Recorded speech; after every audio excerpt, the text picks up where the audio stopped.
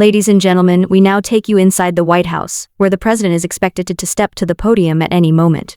President Trump began by extending his congratulations to NASA and the courageous astronauts on the successful launch of Artemis II. He highlighted the mission's historic significance, noted it will travel farther than any crewed rocket in history, passing beyond the moon before safely returning to Earth. He praised the astronauts' bravery and wished them God's protection on their journey.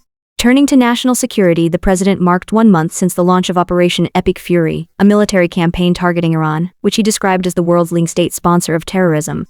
He stated that in just 4 weeks, U.S. forces have achieved rapid, decisive, and overwhelming victories. According to him, Iran's naval forces have been eliminated, its air force severely damaged, and much of its leadership neutralized. He added that Iran's command structure, missile capabilities, and weapons production facilities have been significantly weakened. The president emphasized that such large-scale losses in such a short time are unprecedented in modern warfare, asserting that America is winning decisively.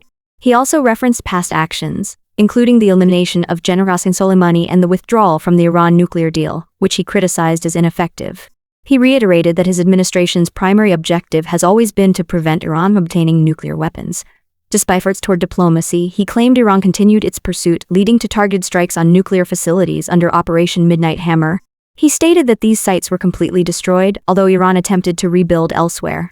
President Trump outlined that Operation Epic Fury aims to dismantle Iran's ability to threaten the United States and its allies by eliminating its military infrastructure, missile programs, and defense industry. He noted that these objectives are now close to being fully achieved.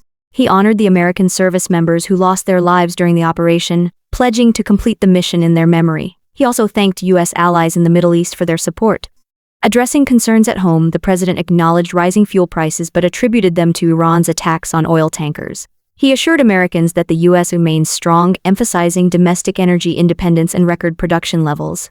Looking ahead, he stated that military operations would continue over the next 2 to 3 weeks to finalize objectives. While regime change was not an official goal, he noted that Iran's leadership has already been significantly altered.